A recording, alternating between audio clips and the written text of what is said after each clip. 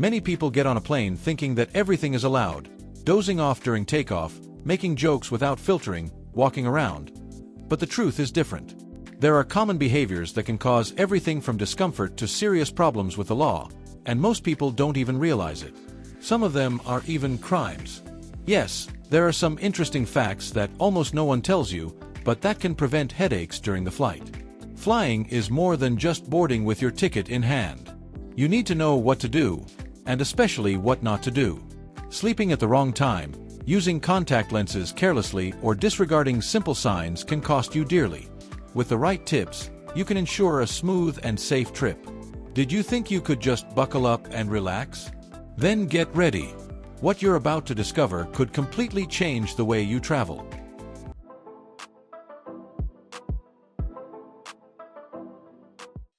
Many people think that the best time to take a nap is as soon as you sit down on the plane. After all, the noise of the engine sounds like an invitation to sleep, right? But what almost no one tells you is that sleeping right after takeoff can be a trap for your ears. This happens because your body is still trying to adapt to the sudden change in pressure, and sleeping at this time disrupts this natural equalization process. The result? Intense pain in your ears, a feeling of congestion, and, in extreme cases, even hearing damage. Yes, that's right, real damage. It's like trying to muffle an alarm with a pillow. It doesn't solve the problem and makes everything worse. A good tip is to use this initial time of the flight to occupy yourself with something light and useful. For example, listen to a short podcast or review the trip schedule. Some people take the opportunity to jot down interesting facts about the destination in their cell phone's notepad, and this can even lead to good conversations when you get there. Another idea is to make a mental checklist. Passport, hotel, transfer. Is everything okay? That 15 to 20 minute wait for the plane to stabilize may seem long, but it goes by quickly if you stay active. And between you and me, it's better to be safe than sorry than to have your ears popping for hours. By the way, do you know that moment when the plane climbs steeply and you feel a strange pressure? That's when you need to be awake the most. Yawning, chewing gum, or even holding your breath with your nose plugged are simple tricks to help your ears deal with the change in altitude. Nothing fancy, just strategies that really work. And it's these practical tips that differentiate a warned passenger from one who will suffer in silence during the flight. Have you ever seen a child crying non-stop at this moment? Well, yes. Adults feel the same, they just don't cry, at least not outside. If you really want to sleep, wait for that friendly, fasten seatbelt signal to go off. It's as if the plane is saying, now you can relax. From then on, the flight is at cruising speed and the risk of discomfort is greatly reduced.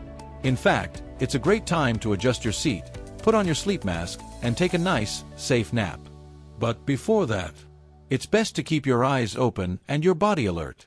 And speaking of keeping your eyes open, there's more to the air than just altitude that deserves attention. Dry eyes and a burning sensation aren't exactly what anyone wants to feel at an altitude of 10,000 meters, right? But anyone who wears contact lenses knows that airplanes can become a silent villain. The air inside the cabin is extremely dry, almost like that of a desert, and this can dry out not only your skin, but especially your eyes. Now imagine this for someone who already has sensitive eyes. It's definitely uncomfortable. Sleeping with your lenses is like waking up with your eyes screaming. It may seem like an exaggeration, but it's not. There have been cases of small scratches on the cornea due to this carelessness. One of the most valuable tips for those who don't want to give up their lenses during the flight is to carry lubricating eye drops designed for people with this type of correction. It's like carrying a fire extinguisher in your bag. You may not use them, but if you need to, they'll save the day. Another smart alternative is to opt for glasses during the flight, even if it's only for a few hours. You can be stylish and careful at the same time, right? This might even be the perfect time to use that retro model you've been keeping in the drawer. Style meets functionality. Look how beautiful. Want a practical example? On flights longer than 3 hours, set reminders on your cell phone every 90 minutes to apply eye drops. It may seem silly, but it helps keep your eyes hydrated and avoid unpleasant surprises. Many people only notice the damage when their eyes start to itch or turn red like a car headlight. And if you have the habit of rubbing your eyes when you're tired, the risk doubles. Small habits like these make all the difference to the health of your eyes. And these are interesting facts that few people share, but that are very good for you. And there's more. During the flight, avoid staring at screens for too long without blinking. This makes dryness even worse. A good idea is to alternate between offline time and light reading, like a paperback book or an in-flight magazine. By the way, did you know that some airlines offer meditation and relaxation content in the entertainment system? This can be a great way to give your eyes a break and your mind a rest. But speaking of rest and protection, sitting doesn't always mean safety. It's funny how some people, when they hear the click that gives them permission to take off their seatbelts, act as if it were an invitation to parade around the cabin. But what many people don't know is that turbulence doesn't send any warning. It arrives suddenly, like that friend who shows up unannounced for dinner. And when it arrives, it doesn't care if you're going to the bathroom, stretching your legs, or grabbing your backpack from the overhead compartment. Standing up at this moment can be a real risk. There have been cases where passengers have hit their heads on the ceiling of the aircraft, and that's not a figure of speech. The seatbelt, as simple as it may seem, is one of the most important items on a flight. It's not a whim of a flight attendant or the airline. It's there to prevent your body from becoming a passenger due to gravity in the event of sudden movements. And it doesn't matter if you're on a modern or single-engine plane, the logic is the same. One of the best tips we can give you is, only take off your seatbelt if it's really necessary. Otherwise, keep it on, even when the warning light is off. It's like wearing a helmet on a trail. You may not need it, but if you do, you'll be protected. And another thing, you're not the only one who puts themselves at risk when they decide to stand up unnecessarily. In a narrow aisle, any bump can turn into an accident. Have you ever thought about falling on top of another person or knocking over a drinks cart?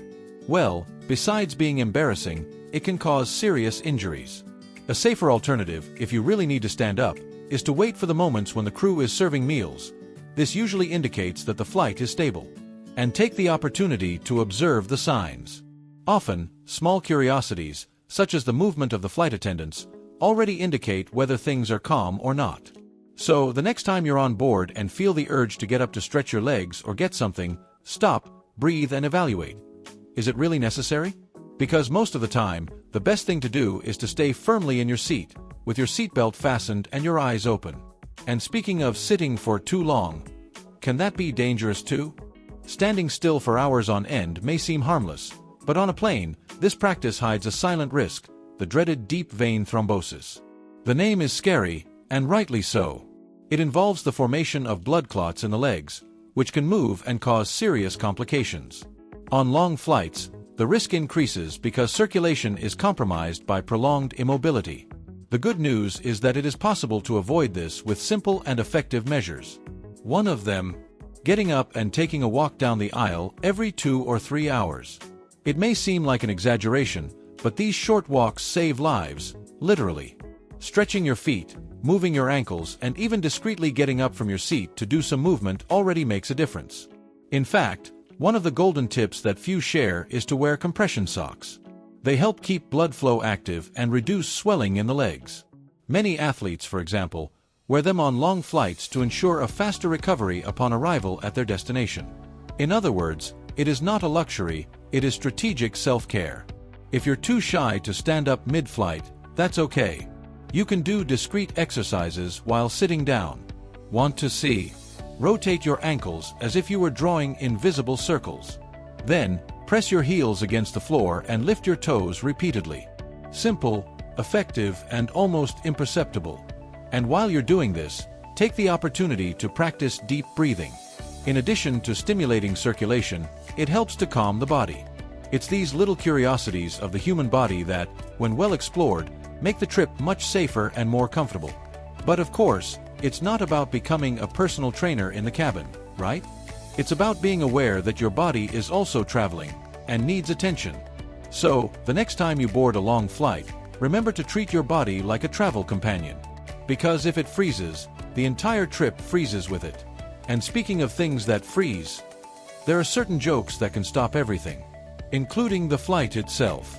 There are things that seem innocent until they're not. Making jokes about bombs or terrorism on an airplane is a classic example. Many people still believe that it's just a joke in bad taste, but that's not quite the case. These statements are treated with extreme rigor by the authorities, and for good reason.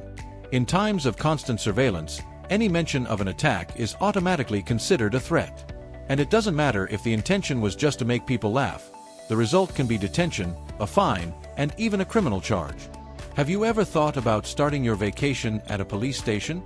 The story of the Brazilian athlete who was arrested for saying he was carrying explosives on the flight is not an urban legend, it's real. And it serves as a warning. There's no point in arguing later that it was just a joke. In this case, what matters is the safety protocol, and he's not joking. One of the best tips anyone can receive before flying is, keep a good mood, yes, but within the limits of common sense. After all, there's a huge difference between laughing with others and putting everyone at risk. And remember, a bad joke on a plane can make headlines.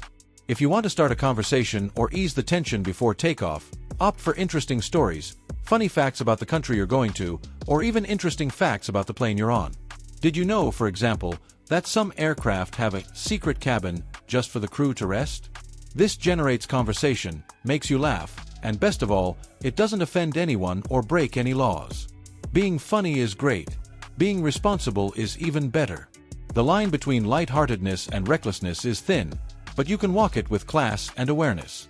The point is, words carry weight on a plane. A poorly placed comment can completely change the experience of the flight, not just yours, but everyone on board. So, take advantage of this moment to create a lighthearted, safe, and pleasant environment. Let your creativity flow, yes, but don't turn the plane into a risky stand-up stage. Now that you know what not to say, how about taking a look at the things most people don't do but should know before flying?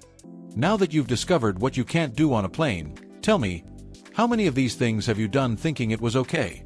It's crazy to think how small, sometimes automatic actions can have huge consequences, right? And the craziest thing is that no one teaches you this. But now you know, and that puts you ahead of most people. The question is, are you going to keep traveling the same way, or are you going to apply this new knowledge on your next takeoff? Because good information is information that we use. And when you apply it, you avoid mistakes, protect your health, and even inspire those around you. Imagine how many people could benefit from these tips and curiosities if you shared this. So comment here, which of these actions surprised you the most? Have you ever seen someone make one of these mistakes during a flight? Tell me. And of course, if this content helped you, don't forget to subscribe to the channel and activate the bell. Here you learn what no one teaches, in a direct, calm way that really transforms your experience.